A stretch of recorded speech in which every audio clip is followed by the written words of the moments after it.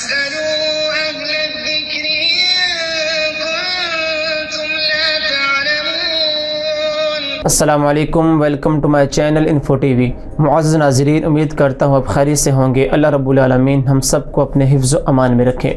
تو جیسا کہ آپ احباب جانتے ہیں کہ قربانی کے حوالے سے سوالات کا جو ایک سلسلہ ہے وہ جاری ہے۔ کسی بھائی نے یہ ایک سوال کیا ہے، وہ یہ ہے کہ کیا جانور ذبح کرتے وقت جو چھری ہوتی ہے اس کو تمام گھر والوں کا ہاتھ لگانا ضروری ہے؟ جی، بہت اہم سوال ہے۔ آج کے معاشرے کے اندر جو یہ کام ہے یہ بہت عام ہے۔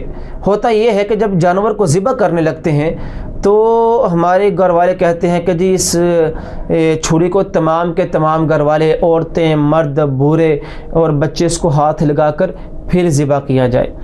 اور ایک اور چیز کی جاتی ہے کہ جب جانور قربان کرنے لگیں تو کہتے ہیں کہ جی ایک حدیث بیان کی جاتی ہے کہ تمام کے تمام گھر والوں کو قربانی کے جانور کے پاس اکٹھا کریں تاکہ جب اس پر چھری چلائی جائے تو جو بھی ان کے پاس ہوں گے ان سب کے گناہ معاف کر دیے جائیں گے۔ تو یہ دو کام ہیں، میں پہلے کی طرف آتا ہوں پھر دوسرے کی طرف آتا ہوں۔ یہ بات کہتے ہیں کہ چھری کو ہاتھ لگوانا سب کا یہ ضروری ہے پھر قربانی ہوگی، کہ ایسا کسی بھی قرآن کی آیت کے اندر یا پھر کسی بھی حدیث کے اندر ایسے الفاظ نہیں ملتے کہ آپ چھری کو جو ہاتھ لگا کر پھر بھی قربانی کریں، جس کا ہاتھ لگے گا اس کی طرف سے قربانی ہو جائے گی، ایسا کچھ بالکل بھی نہیں ہے۔ اب دیکھیں کچھ لوگ ایسے ہیں کہ جو گھر سے اس وقت باہر ہوتے ہیں تو پھر کیا ان کی طرف سے قربانی نہ ہوگی؟ اللہ کے رسول نے فرمایا کہ ایک گھر والوں کی طرف سے جو جتنے بھی تمام گھر والے ہیں، ایک سربراہ کا قربانی کرنا تمام گھر والوں کو کفایت کر جائے گا، تمام گھر والوں کے لیے کافی ہے۔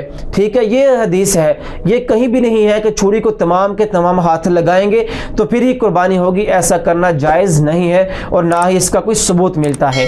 ٹھیک ہے، وہ کام کریں جو حدیث اور قرآن سے ثابت ہیں، اپنے سے کام بنا کر نہ کیا جائے، ایسا کچھ بھی نہیں ہوتا۔ اب کچھ لوگ ایسے ہیں کہ جو چھری کو ہاتھ نہیں لگاتے، وہ کسائی سے کرواتے ہیں، تو پھر کیا ان کی قربانی نہ ہوگی؟ یہ ساری من گھڑت باتیں ہیں، ان سے گریز کرنا چاہیے۔ وہ کام کریں جو اتھینٹک ہے، جو آپ کو قرآن سے ملتا ہے اور حدیث سے ملتا ہے، سنی سنائی باتوں پر عمل نہ کریں۔ اور دوسری یہ بات کہ تمام کے تمام گھر والوں کا وہاں موجود ہونا ضروری ہے، اور بھائی ایسا ممکن نہیں ہے۔ اب دیکھیں کچھ گھر والوں کے جو افراد ہوتے ہیں وہ ملک سے باہر ہوتے ہیں، اور کچھ کے ایسے ہوتے ہیں کہ جو قربانی کا وقت ہوتا ہے اس میں دوسرے شہر میں گئے ہوتے ہیں، کوئی کام میں گئے ہوتے ہیں، تو کیا ہوگا کہ اگر ان کا ہاتھ نہ لگا یا پھر وہ پاس نہ کھڑے ہو تو ان کی طرف سے قربانی نہ ہوگی۔ یہ ساری من گھڑت اور فضول باتیں ہیں، ان کا دین اسلام کے ساتھ کوئی بھی تعلق نہیں ہے۔ جب اللہ کے رسول نے کہہ دیا کہ ایک مینڈا، ایک جانور ایک گھر والوں کے لیے کفایت کر جائے گا تو پھر وہ کر جائے گا۔ وہ چھری کو ہاتھ لگانا یا پھر گھر والوں کا اس کے پاس ہونا ضروری نہیں ہے۔ ایک اکیلا انسان بھی اس کو اگر اکیلے کھڑے ہو کر قربان کر دیتا ہے تو وہ بھی کافی ہے، سارے گھر والوں کی طرف سے قربانی ہو جائے گی۔ ایک وقت آپ خود سوچئے، دین کو، شریعت کو سائڈ پہ رکھ کر آپ سائنس کی طرف دیکھیں یا پھر آپ اپنی دماغ سے سوچیں کہ یار ایسا کیا سب کے لیے ممکن ہے کہ قربانی کرتے وقت سارے گھر والوں کا وہاں اکٹھے ہونا، وہاں جمع ہونا ضروری ہے؟ ایسا نہیں ہوتا۔ یہ ساری اپنی باتیں بنائی ہوئی ہیں، نہ ہی چھری کو سب کا ہاتھ لگانا اور نہ ہی جانور کے پاس سب کا اکٹھا ہونا یہ ضروری ہے۔